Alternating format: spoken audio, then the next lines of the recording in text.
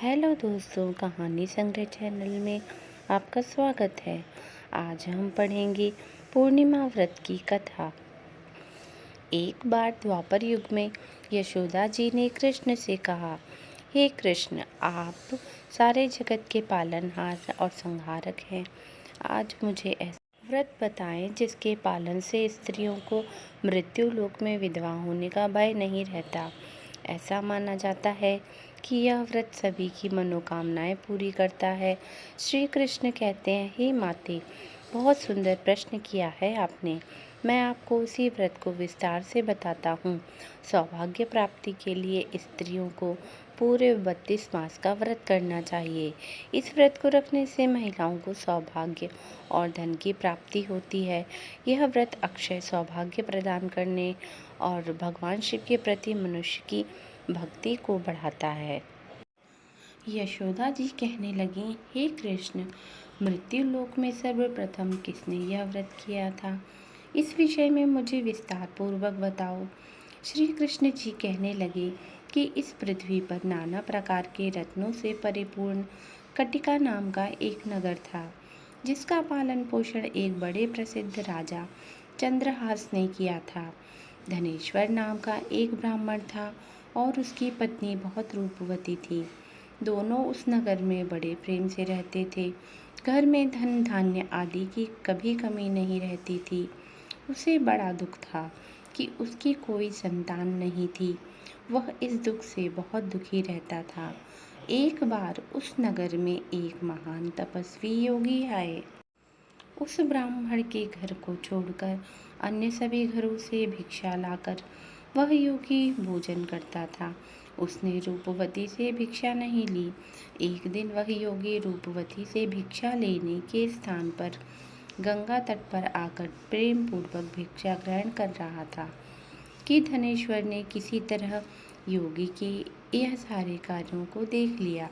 जब भिक्षा का अनादर किया गया तो अनादर से दुखी होकर धनेश्वर योगी जी से कहते हैं कि हे महात्मन, तुम सब घरों से भीख लेते हो, पर मेरे घर से कभी भीख नहीं लेते। इसका क्या कारण है?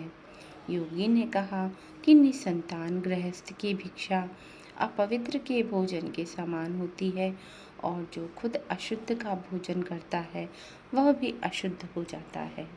चूँकि आप निसंतान हैं, इसलिए मैं पद दलित होने के भय से आपके घर से भीख नहीं लेता।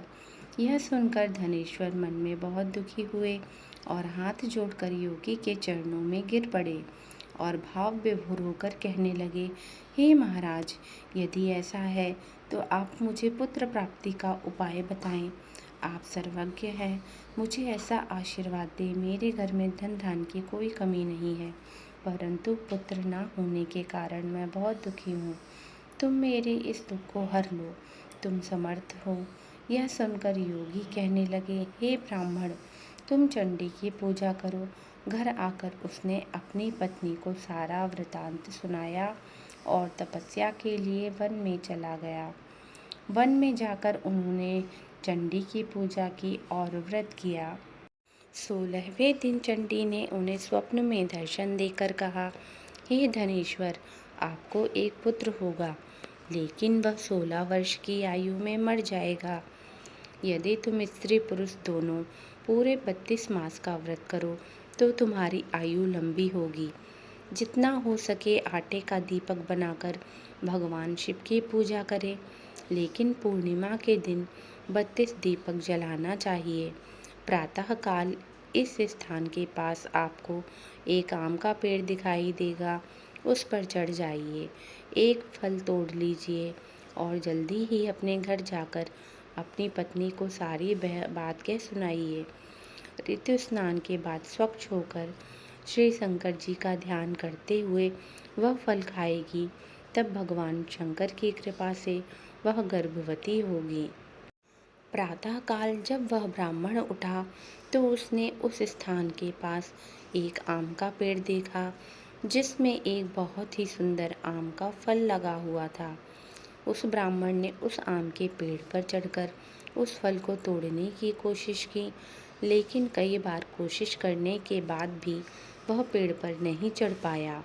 तब ब्राह्मण बहुत चिंतित हुआ और विघ्नहर्ता भगवान गणेश की पूजा करने लगा। हे दयानिधि, जो अपने भक्तों के विघ्नों का नाश करके उनके शुभ कार्यों को करता है, जो दुखों का नाश करता है, सिद्धि का दाता है, आप मुझे इतनी शक्ति दें कि मैं अपना मनोरथ पूर्ण कर सकूं। इस प्रकार गणेश जी की प्रार्थना करके उनकी कृपा से धनेश्वर वृक्ष पर चढ़े और उन्होंने एक बहुत ही सुंदर आम का फल देखा। उसने सोचा कि यह वही फल है जो उसे वरदान से मिला था, और कोई फल दिखाई नहीं दे रहा था। धनेश्वर ब्राह्मण फल तोड़कर अपनी पत्नी के पास ले आए और उसकी पत्नी ने कथा के अनुसार उस फल को खा लिया, और उस फल को खाने से वह गर्भवती हो गई और माँ देवी की कृपा से उनके एक अत्यंत रूपवान पुत्र उत्पन्न हुआ, जिसका नाम उन्होंने देवी दास रखा। माता पिता के हर्ष शोक से वह बालक शुक्ल पक्ष के चंद्रमा के समान पिता के घर में बढ़ने लगा। भवानी की कृपा से वह बालक अत्यंत रूपवान, सुशील और विद्या अध्ययन में निपुण हो गया। दुर्गा जी की आज्ञानुसार उसके माता ने पूरे 32 मास का व्रत करना प्रारंभ कर दिया था, जिससे उसका पुत्र बूढ़ा हो जाए। 16वां वर्ष शुरू होते ही देवीदास के माता पिता को इस बात की बड़ी चिंता होने लगी कि कहीं उनके पुत्र की मृत्यु इसी वर्ष न हो जाए। तो उसने मन ही मन सोचा कि यदि यह हादसा उनके सामने हुआ तो वह इसे कैसे सह पाएंगे।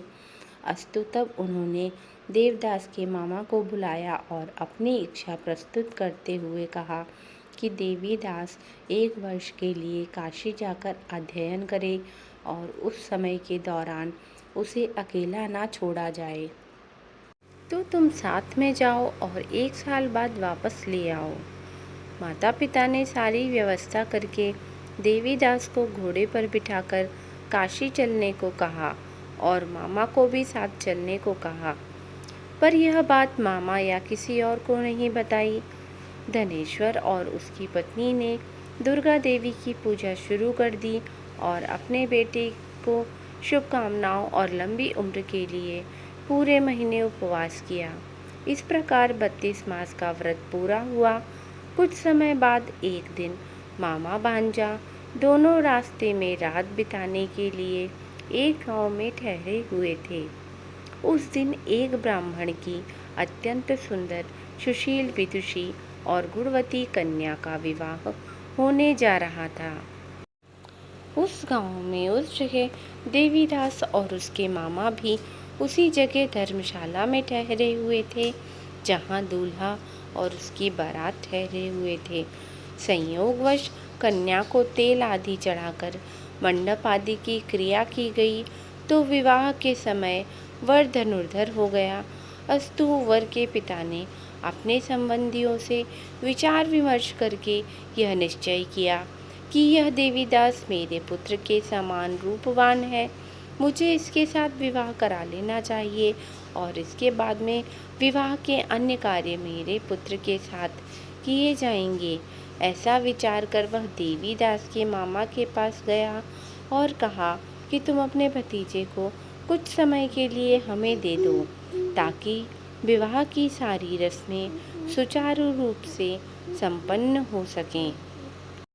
तब उसके मामा कहने लगे कि कन्यादान के समय दूल्हे को जो भी मधुवर्ग आदि मिले वह हमें दे दिया जाए, तो मेरा भतीजा इस बारात का दूल्हा बनेगा। जब दूल्हे के पिता ने यह बात मान ली तो उन्होंने अपने भतीजे को दूल्हा बनने के लिए भेज दिया और रात में ही उसके साथ विवाह की सारी रस्में संपन्न हो गईं। वह अपनी पत्नी के साथ भोजन नहीं कर सका और मन ही मन सोचने लगा कि क्या यह कोई स्त्री होगी। इसी विचार में एकांत में वह गर्म श्वास छोड़ने लगा और उसकी आंखों से आंसू छलक पड़े।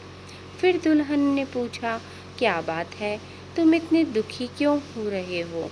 तब उसने उसे सब कुछ बताया जो दूल्हे के पिता और उसके मामा के बीच हुआ था। तब कन्या कहने लगी कि यह ब्रह्म विवाह के विरुद्ध कैसे हो सकता है।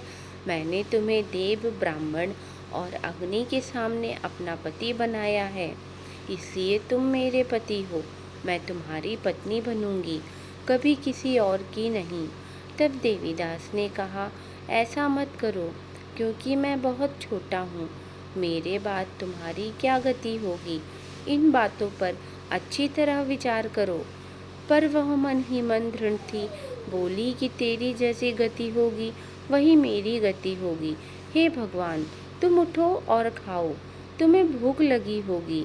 इसके बाद देवीदास और उनकी पत्नी दोनों ने भोजन किया और वे रात्रि विश्राम के लिए सो गए। प्रातःकाल देवीदास ने पत्नी को 3 रत्न जड़ित अंगूठी, 1 रुमाल देकर कहा, हे प्रिय, इसे लो और इसे एक संकेत के रूप में लो और स्थिर रहो। मेरी मृत्यु और जीवन को जानने के लिए फूलों का बगीचा बनाओ, उसमें एक सुगंधित नया फूल लगाओ, उसे रोज पानी से सींचो और खेलो और आनंद मनाओ। मेरी मृत्यु के समय और जिस दिन ये फूल सूख जाएंगे और जब फिर से ये हरे हो जाएंगे, तो जान लेना कि मैं जीवित हूँ। इस बात को समझो दृढ़ संकल्प के साथ, इसमें कोई संदेह नहीं है। यह समझाकर वह चला गया। सुबह होते ही वहाँ संगीत बजने लगा और जब दूल्हा और सभी बाराती शादी की रस्म खत्म करने के लिए मंडप में आए, तो दूल्हे को अच्छी तरह देखकर लड़की ने अपने पिता से कहा कि यह मेरा पति नहीं है, मेरे पति वही हैं जिनके साथ मुझे रात्रि में ग्रहण लगा था। मेरी इनसे शादी नहीं हुई है। यदि वही है तो कहना कि मैंने उसे क्या दिया। मधुपर्क और कन्यादान के समय मैंने जो भूषणादि दी थी उसे दिखाओ, और रात्रि में मैंने उसे कौन सी गुप्त बातें कही थी। पिता ने अपने कथन के अनुसार दूल्हे को बुलाया। लड़के की ये सारी बातें सुनकर वह कहने लगा कि मैं कुछ नहीं जानता। इसके बाद वे लज्जित होकर चले गए और सारी बारात भी वहाँ से अपमानित होकर लौट गई। भगवान श्री कृष्ण ने कहा, हे माता, इस प्रकार देवीदास अध्ययन के लिए काशी चले गए। कुछ समय बीतने पर रात को काल से प्रेरित एक सर्प उसे डसने के लिए वहां आ पहुंचा। उस जहर के प्रभाव से उसका सोने का स्थान विष की ज्वाला से चारों ओर से विषैला हो गया, लेकिन राजव्रत के प्रभाव से वह उसे काट नहीं सका, क्योंकि उसकी माता ने पहले ही 32 पूर्णिमा का व्रत कर लिया था।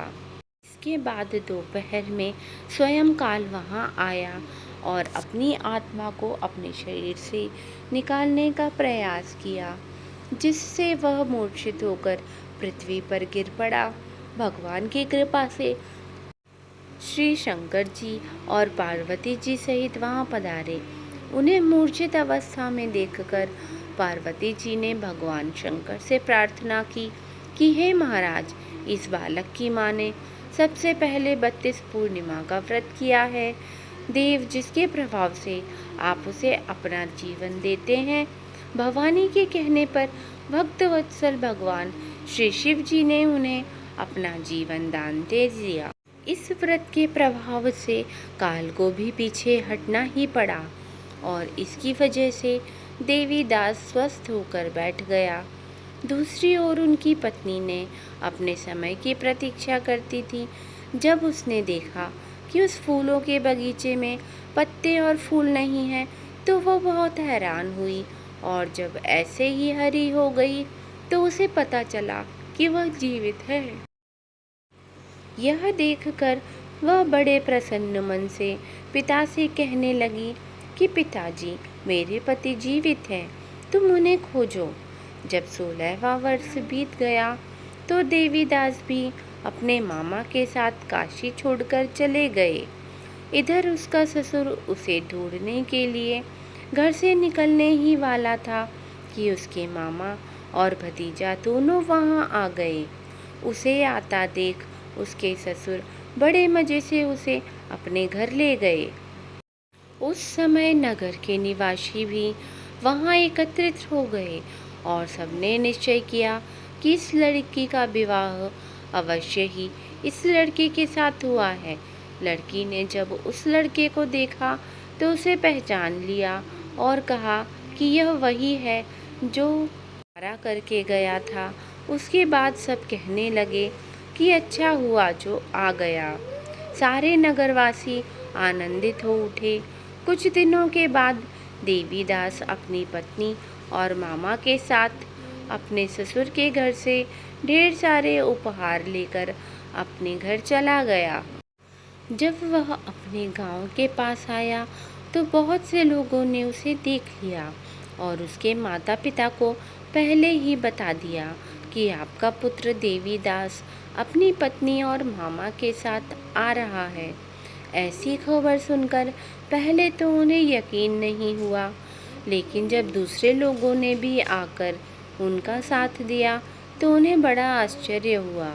जब उन्होंने सास ससुर के चरण छुए तो माता पिता ने अपने बेटे और बहू को हृदय से लगा लिया और दोनों की आंखों से प्रेम के आंसू बह निकले। पुत्र वधू के आगमन की खुशी में धनेश्वर ने बड़ा उत्सव मनाया और ब्राह्मणों को ढेर सारा दान देकर प्रसन्न किया। श्री कृष्ण जी कहने लगे कि इस प्रकार 32 पूर्णिमा के व्रत करने के प्रभाव से धनेश्वर को पुत्र हुआ। जो स्त्रियां इस व्रत को करती हैं उन्हें जन्म जन्मांतर विधवा होने का कष्ट नहीं होता और वे सदा सौभाग्यवती रहती हैं। यह मेरा वचन है, किसी प्रकार का संदेह ना करें।